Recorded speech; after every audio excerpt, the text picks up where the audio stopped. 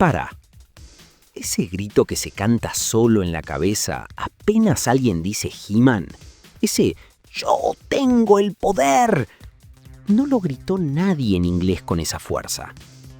Lo gritó un chileno en un estudio de Los Ángeles en 1984, cantando una canción que en Estados Unidos directamente no existía. Lo que toda Latinoamérica conoció como He-Man, en realidad nunca fue He-Man. Era otra cosa. Y esa otra cosa la inventaron de este lado del mapa. Hay una idea que explica casi todo lo que se amó en la infancia de cualquier chico latinoamericano de los 80 y los 90. Todo eso que parecía el centro del mundo, los dibujos, los juguetes, las cintas VHS, en algún momento, en algún lado, fue basura. Fue un proyecto barato, fue una segunda opción. Fue un descarte que alguien empaquetó y mandó para abajo del mapa porque allá ya no se vendía. Y el caso más brutal de todos, el que mejor explica esto, es He-Man. Porque en Estados Unidos, He-Man estaba muerto cuando llegó a México, a Argentina, a Colombia, a Chile, a Venezuela, a Perú. La serie terminó en 1985. En Latinoamérica recién empezaba a verse ese mismo año, y la repetición fuerte vino casi una década después, entre 1993 y 1996, cuando en Estados Unidos ya era un meme de cosa vieja. Toda una generación amó un cadáver, y nadie avisó. Para entender por qué He-Man fue descarte, primero hay que entender qué era He-Man originalmente. No era una serie, no era una historia, no era un personaje, era un molde de plástico. Mattel, 1981. La empresa venía de perder la licencia de Star Wars contra Kenner. Un golpe durísimo, porque Star Wars había reventado la industria del juguete. Mattel necesitaba un héroe musculoso, una espada, un villano, algo que se vendiera sin necesidad de una película detrás. Entonces hicieron algo raro para la época. Inventaron un universo entero alrededor de un juguete antes de que existiera una sola historia. Los Masters of the Universe salieron a la venta en 1982. Eran muñecos sin contexto. Mattel metía un minicómic dentro de la caja explicándote en 6 páginas quién era cada personaje. Ese minicómic era todo el guión que existía. Y se vendió como pan caliente. Pero Mattel quería más. Quería una serie animada. Y acá empieza el problema. Ningún canal grande de Estados Unidos quiso comprarla. CBS, NBC, ABC, los 3 grandes la rechazaron. ¿Por qué? Porque en Estados Unidos había una regla no escrita. No podías hacer una serie animada basada en un juguete. Se consideraba un comercial encubierto de media hora. Era visto como una estafa a los chicos. Así que Mattel tuvo que hacer algo nuevo. Vender la serie directamente a las estaciones locales.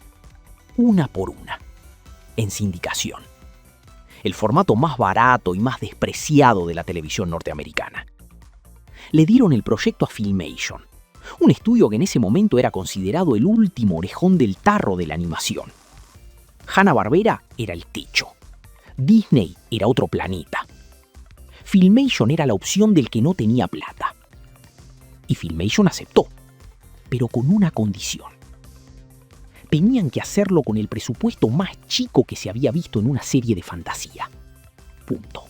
Acá viene el detrás de escena que pocos conocen. Filmation tenía una técnica que internamente llamaban animación de top. Antes de empezar a animar, animaban una biblioteca de Duncan is the adopted father of Camila. When Man at Arms prevented the warrior merman from sacrificing Zoar to secuencias de Adam Zoar, Man at Arms climbed into Zoar's nest and found that these people left less. This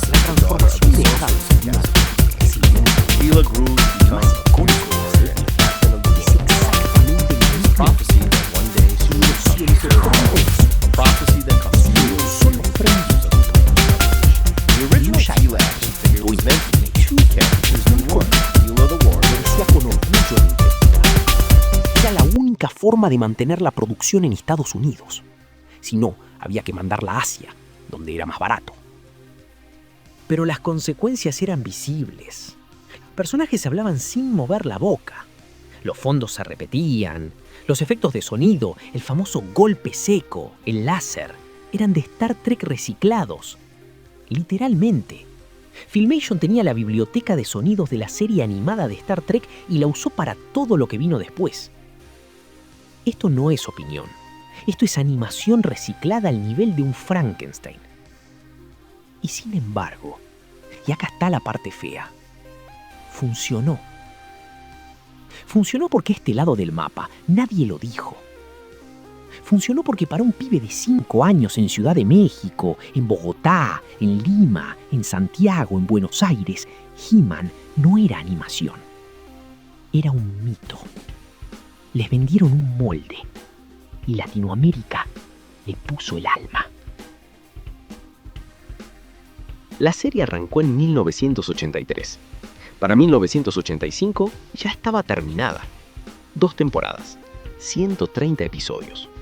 Punto final. Pero, ¿por qué tan rápido? Si era un éxito, ¿por qué la cortaron? Porque en Estados Unidos la nostalgia tiene un ciclo corto y los chicos cambian de obsesión rápido. Los Masters of the Universe le dejaron paso a las Tortugas Ninja. Las tortugas eran nuevas, tenían pizza, tenían humor. He-Man, al lado, parecía un señor mayor. Mattel intentó salvar el barco. En 1985 sacó She-Ra, el spin-off, que técnicamente era para nenas, pero que en realidad estaba pensado para reciclar la animación que ya tenían y vender muñecos nuevos. Y en 1987 hicieron la película. Una película live action con Dolph Lundgren, el actor que había hecho de Iván Drago en Rocky IV el año anterior. La película fue un desastre. Costó $22 millones y recaudó 17. Cannon Films, la productora, terminó tan fundida después de eso que ni siquiera pudo pagarle a Mattel los derechos para hacer la secuela.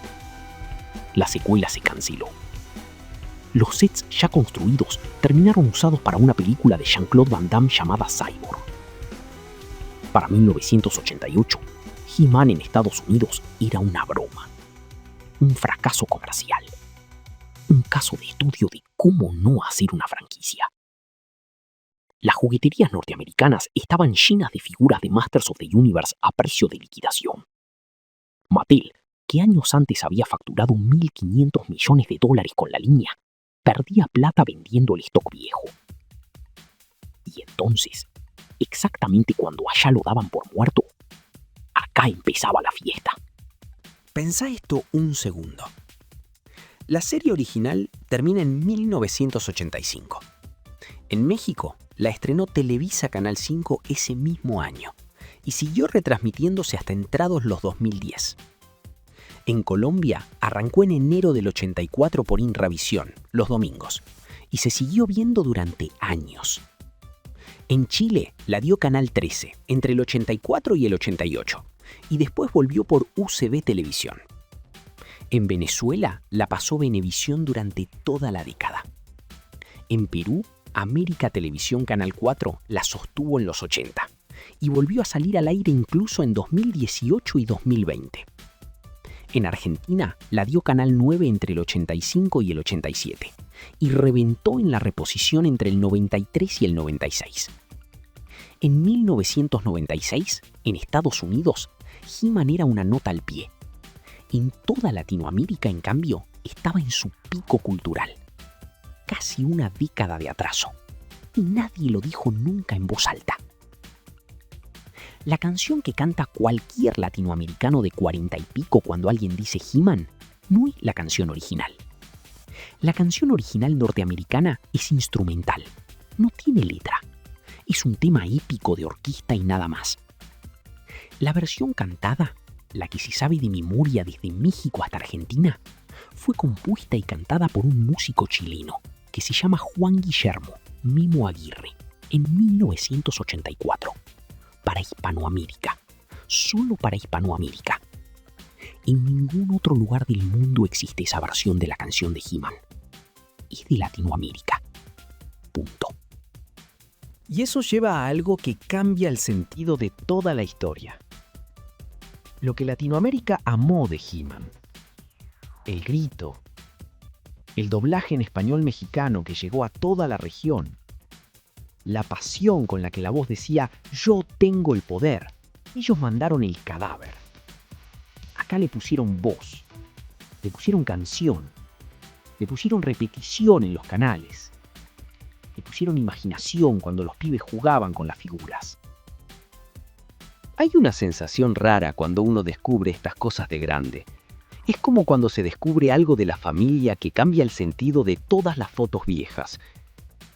Toda una generación creció pensando que He-Man era una serie hecha con amor, con plata, con tiempo, como un Disney, como algo que alguien quiso hacer. Y resulta que no.